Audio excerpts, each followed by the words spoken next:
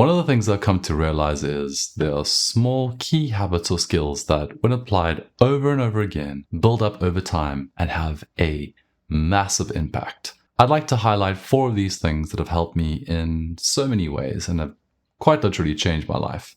So in no particular order, let's get started with the first. The leverage filter. Prioritize tasks differently. We've all struggled at some point to know exactly what we need to focus on next. What are the important tasks and what are the things that we should actually be putting our attention into?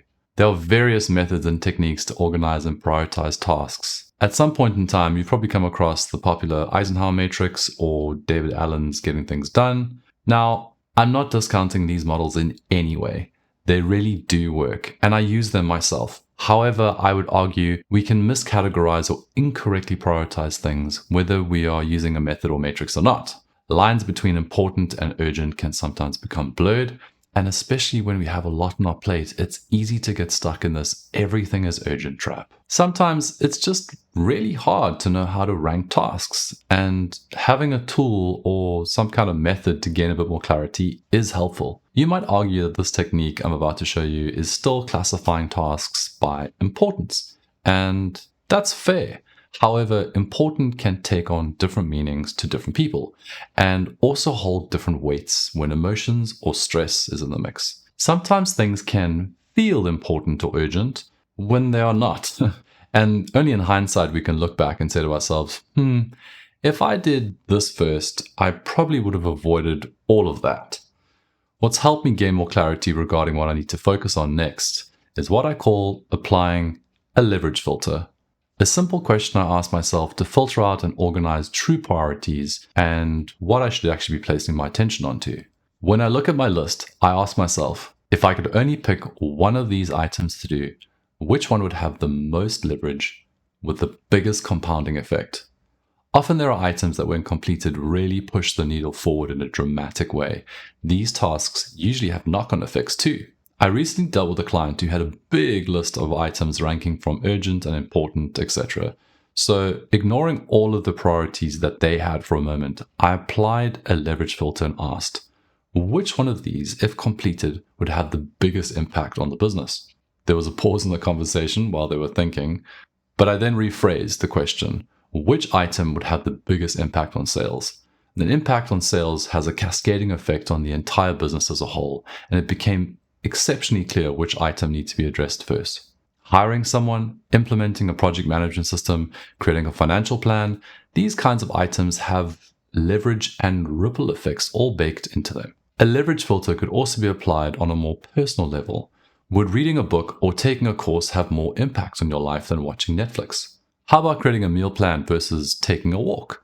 Taking a walk is good, but creating a meal plan frees up time for more walks. It will also reduce mental fatigue, not having to think about what to make, plus compounded over time will probably encourage healthy eating, better budgeting, and a lot more positive effects.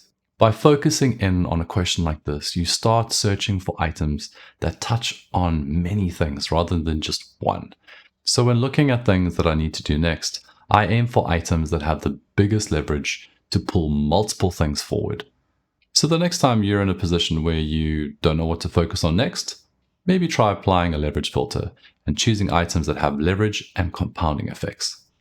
Next is 2. Manage minutes, not hours. Challenge yourself with constraints.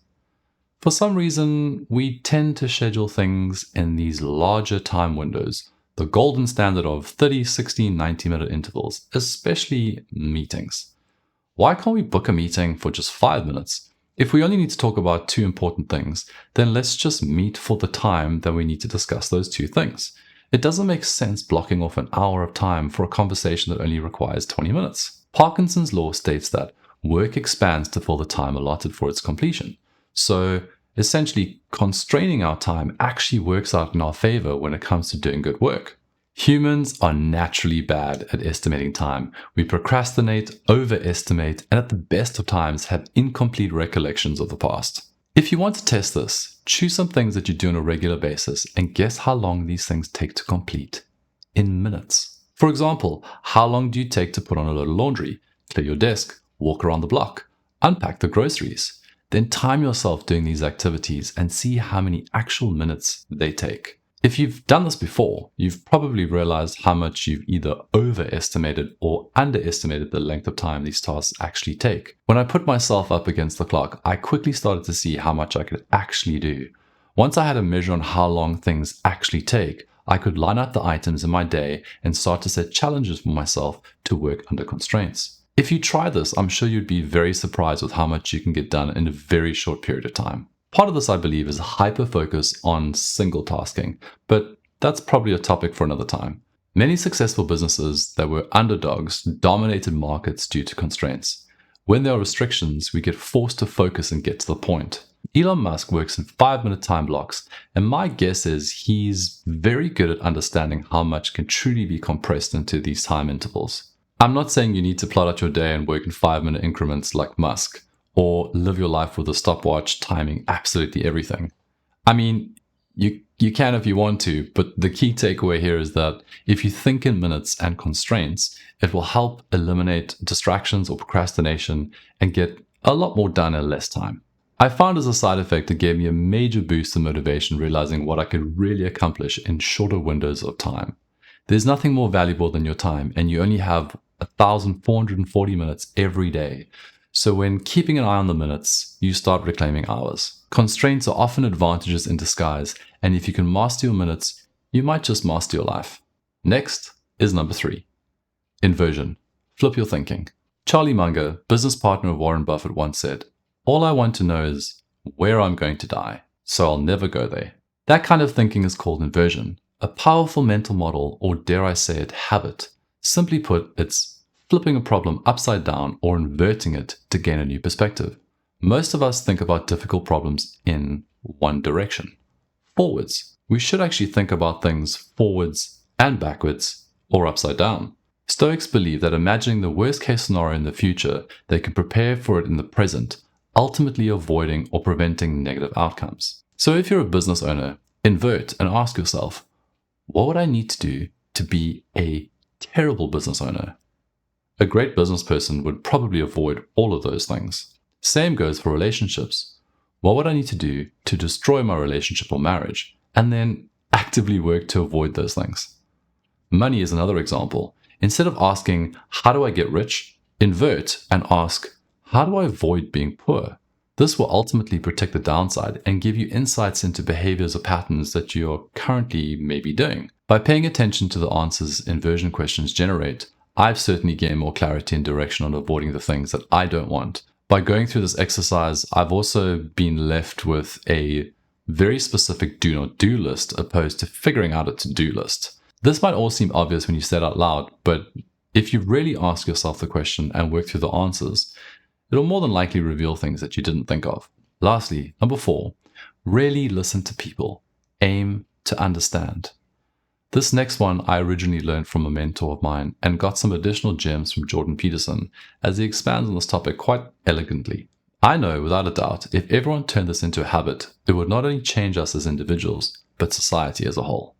Make a habit of deciding up front that when starting a conversation, you're going to listen. We usually begin a conversation with the intentions in your head that are something like, you and I are going to have a talk, and I'm going to tell you why I'm right, and if you agree, I'll win. We also tend to become obsessed with what we're saying and what we're going to be saying next, completely ignoring the person across from us. This is especially true in the case of an argument. Instead, make a habit of assuming the person you're listening to knows something that you don't. Assume that perhaps you're missing a vital piece of information, and that could turn everything you know upside down. So rather begin a conversation with the intention of, we're going to talk, and I'm going to listen. And there's a possibility that you're going to tell me something that I don't know or something really useful that I need to know. A mentor of mine also once told me, let everyone at the table speak first and you be the last person to speak. This way you gather all the information up front and you give your input last.